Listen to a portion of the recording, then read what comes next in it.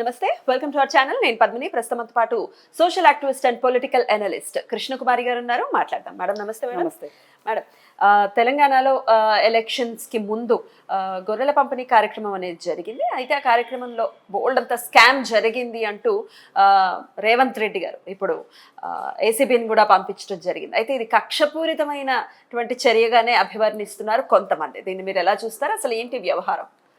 అంటే ఇప్పుడు ప్రభుత్వ నిర్ణయాలు స్కీములు తీసుకుంటాయి, నిర్ణయాల వల్ల స్కీములు వస్తాయి. ఆ స్కీముల్లో స్కాములు ఉన్నాయి అంటారు. అంటే ఎప్పుడూ ఇలా మాట్లాడే వాళ్ళు ఉంటారు. కానీ అదేంటో గొర్రెల పంపకంది 10 ఏళ్ల నుంచి కేసీఆర్ ప్రభుత్వం వచ్చిన దగ్గర నుంచి ఈ స్కీము మొదలెట్టారు. గొర్రెల పంపిణీ ఎట్లా ఇస్తారు మేడం? ఇవి అవి మనకి మన సమాజంలో గొర్రెల కాపర్లు అని చెప్పి కురుమ కులానికి సంబంధించిన వాళ్ళు ఉన్నారు. వాళ్ళు బీసీసీ కిందో ఏమో వస్తారు. వాళ్ళకి వాళ్ళ వృత్తిలో భాగంగా గొర్రెల పెంపకంలో భాగంగా వాళ్ళకి గొర్రెలు పెంచుకునే వాళ్ళకి సబ్సిడీ రేటుకి గొర్రెలు ఇస్తాము అని చెప్పి అదొక పథకం. అలాగే మత్స్యకారుల కుటుంబాలకి చేపల పంపిణీ, ఇలా రకరకాలు పంపిణీలు చేశారు. చేస్తే దాని మీద అసలు మామూలుగా వాళ్ళకి గొర్రెల పంపకం స్కీమ్ మీదనే చాలామంది మాట్లాడిన సందర్భం, ఒకానొక సందర్భంలో నేను కూడా మాట్లాడా.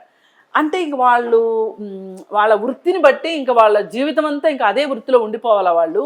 అసలు వాళ్ళని చదువులోకి, చదువు తర్వాత ఉద్యోగాల్లోకి రానివ్వచ్చు కదా. వాళ్ళకి ఎందుకు గొర్రెలు అంటే ఒక పొలిటీషియన్ కొడుకు పొలిటీషియన్ అయినట్లు ఒక గొర్రెల కాపరి కొడుకు గొర్రెల కాపరి అవ్వాలా?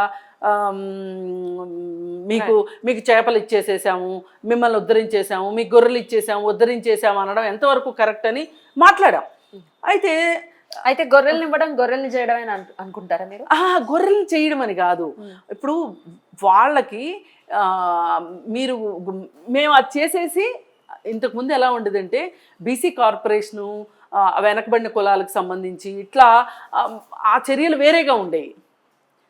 అయితే ఇక్కడ దీని మీద అంటే ఎందుకు వచ్చింది ఇది అని అంటే, ఈయన కుల విభజన అంటే ఇంతకుముందు ఎలా ఉండేదంటే బీసీలు అంటే బీసీలందరినీ ఒక గాట కట్టి ఉండేది. ఇప్పుడు ఈయన బీసీలో ఉన్న ప్రతి కులాన్ని విడివిడిగా చేసి వాళ్ళకి ఆ కుల సంఘాల భవనాలు ఇవ్వడం కానీ అట్లన్నిటికీ చేస్తుంటే అసలు ఇలానే వెళ్తూ ఉంటే కుల వ్యవస్థ అలానే ఉండిపోతుంది కదా అనే విషయంలో చాలా మంది వ్యతిరేకించాం. కులరహిత సమాజం కావాలి అని మన రాజ్యాంగమే చెప్పుకుంది. ఇది ఒక రకంగా రాజ్యాంగ వ్యతిరేకమైన చర్య అన్నమాట. అయితే మామూలుగా కేసీఆర్ దగ్గర నుంచి స్పందన రాదు కదా, మనందరికి తెలిసిన విషయమే అది. అందుకే ఆయన దగ్గర స్పందన రాలేదు కాబట్టి ప్రజలకు కూడా ఆయన మాటలకు స్పందించడం మానేసి మొన్న ఇంటికి పంపించారనుకోండి. సరే, ఇప్పుడు చాలా కంప్లైంట్లు వచ్చిన సందర్భంగా అంటే ఏంటి, గొర్రెలు వాళ్ళు కొనుక్కోకుండానే ఆ డబ్బుల్ని దుర్వినియోగం చేశారు. అసలు వాళ్ళకి గొర్రెల్ని ఇవ్వలేదు.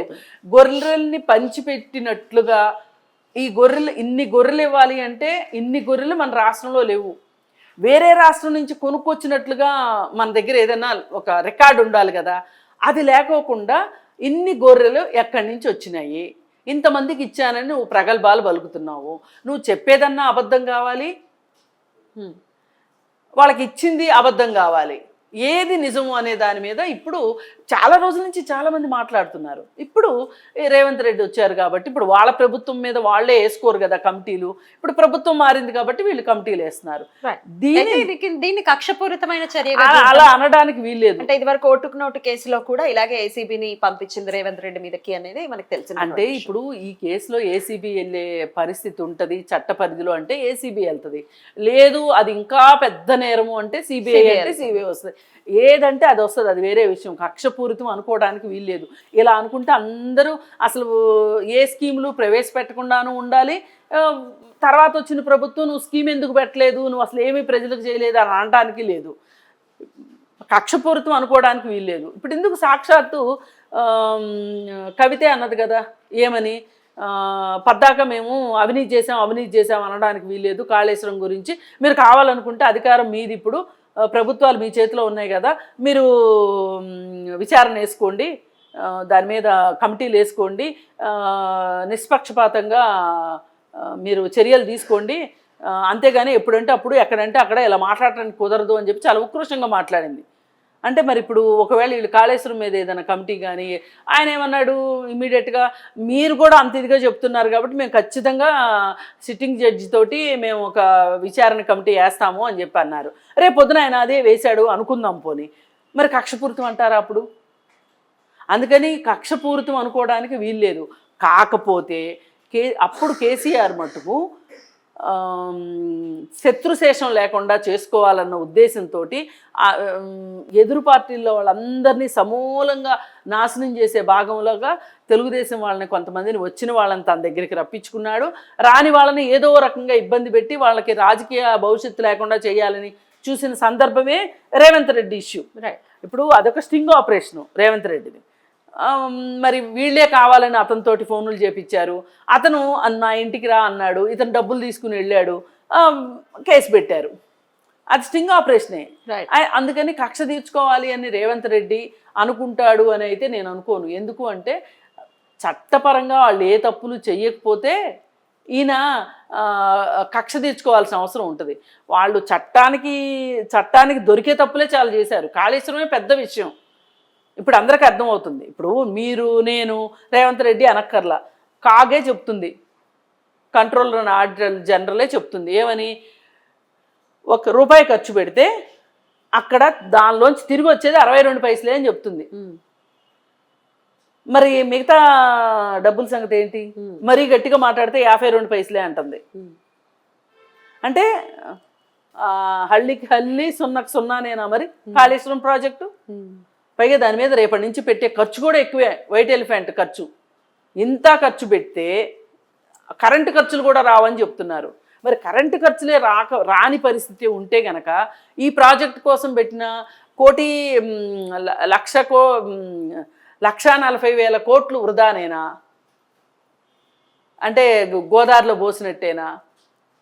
మరి దీని మీద కూడా సిట్టింగ్ జడ్జి చేశాడు. రేపు పొద్దున్న జ్యుడిషియల్ ఎంక్వైరీ లేదు అనుకుంటే సిబిఐకి ఇవ్వమని అడుగుతున్నారు చాలామంది. బండి సంజయ్ సిబిఐకి ఇవ్వండి అని చెప్తున్నాడు. ఒకవేళ బండి సంజయ్ కాదు, కిషన్ రెడ్డి, మీరు లాలూచి ఉంది మీకు, మీరు ఒకటే, అందుకే కాళేశ్వరం మీద ఏమీ మాట్లాడట్లేదు మీరు అసలు సిబిఐ ఎంక్వైరీ అడగండి అని. ఇప్పుడు కేంద్ర ప్రభుత్వం బీజేపీ ప్రభుత్వమే, కిషన్ రెడ్డి బీజేపీ వాడే. కిషన్ రెడ్డి అడగొచ్చుగా సిబిఐ ఎంక్వైరీ. అందుకే సాక్షాత్తు మోడీ అన్నాడు కదా అది ఒక ఏటీఎం అని. మరి ఈ పరిస్థితుల్లో రేవంత్ రెడ్డి చర్యలు తీసుకుంటే కక్ష సాధింపు చర్యలని, తీసుకోకపోతే వాళ్ళకి లాలూచి ఉందని మాట్లాడుకుంటే కరెక్ట్ కాదు. అతను చట్ట పరిధిలో ప్రభుత్వం ఏం చేయగలదో, ఎంతవరకు చేయగలిగిన అవకాశం ఉందో అంతవరకు ఏ స్కీమ్లోనైనా అందులో స్కామ్ ఉంటే గనక వెలికి తీస్తానని చెప్తున్నాడు అతను. మనం స్వాగతిద్దాం. ఇప్పుడు మన సమాజంలో మనకు కావాల్సింది ఏంటి? అవినీతి రహిత సమాజమే కదా మనకు కావాల్సింది.